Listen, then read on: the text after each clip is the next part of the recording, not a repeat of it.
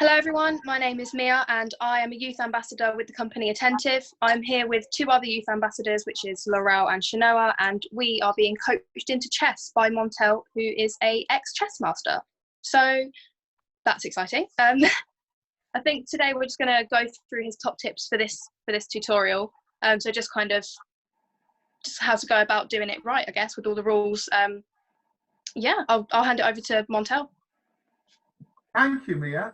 Let's get straight into it.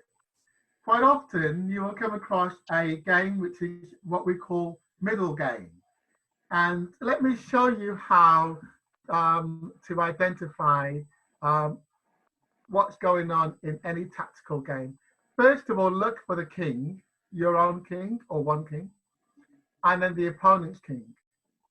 Now, the king over here is towards the left-hand side, so you can tell that they've castled over here, and then they've moved the castle out the way. Okay. Here you've got typical defense, whereby you've got the pawns in front of the king, the bishop, a knight, another bishop. So they're all packed around the king, aren't they? Over here you've got your two rooks, and you've got your queen over here. Over here you've got the king. They haven't yet castled. Now, they can't castle on the queen side because they've moved that rook. They probably can still castle on the king side because it looks like they haven't moved the king and they haven't moved the rook. Also, they've moved the bishops out of the way. The queen is in the middle of the square and the knight is over here. So, first of all, what I'm going to do is give you my top tips. Tip number one, begin with the end in mind. What do I mean by that? I mean, the goal of the game is not just to flap about over here or flap about over here. It's to get checkmate. It's to win. If I can't break into that king, I'm not going to win. Doesn't matter what else I do. I have to be either trying to get pawns or trying to break down to get into that king. So I need to do tip number one, begin with the end in mind. My tip number two, attack and defend. No matter what they're doing, I have to be thinking about attacking, but also watching out to ensure that I'm covering myself.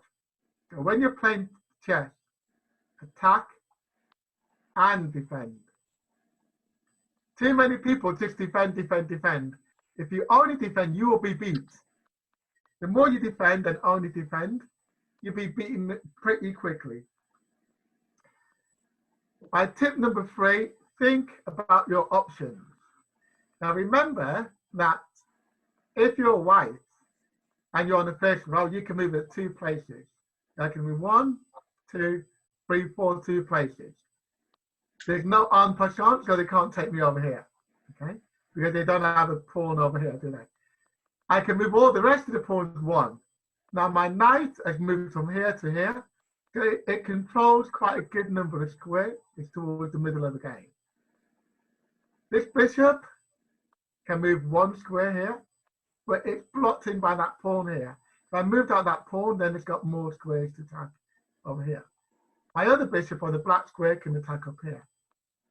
So I'm thinking about all my options. My queen can move into these squares which are empty. I'm considering my options. The next tip I always say to people is always start by bringing out your knight and your bishop early. Always bring out your knights and bishops early. What I can tell in this game is the knights and bishops are not on the back row. So the 2 players who's playing this game probably know a thing or two about playing chess because they brought them out.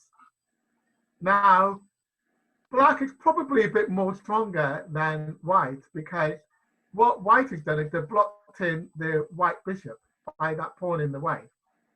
Later on, when we do a tutorial, I'll teach you how to ensure that your bishop's got lots of clear ways that they can attack. Okay.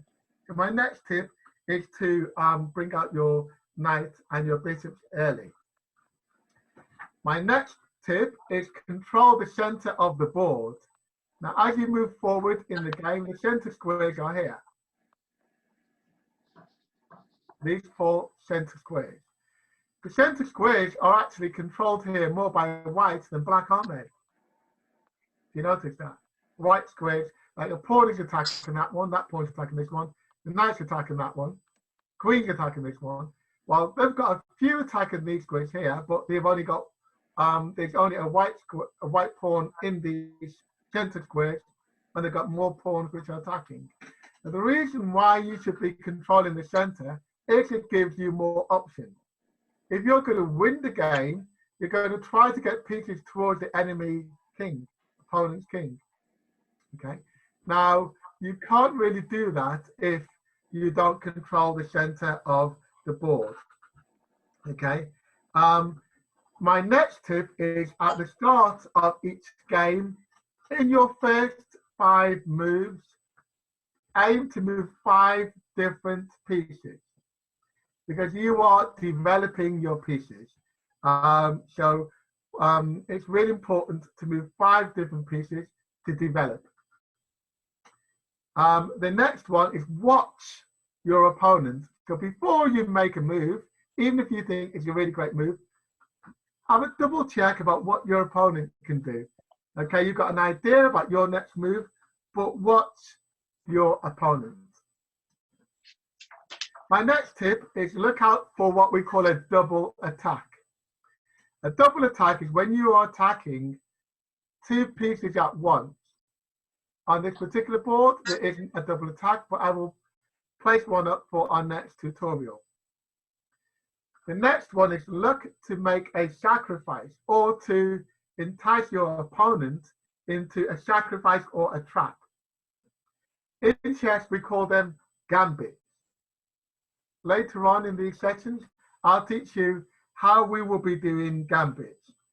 The next final tip I would like to share with you is to pin your opponent's king or pin your opponent's queen. So that means put them into a position that they cannot move. So if they were to move, then the king will be in check, or if they were to move, then your queen could be taken. And what I'm going to do with all of these tips is do a separate tutorial on each one, but I just wanted to share an overall of my top tips. That's the end of this short tutorial.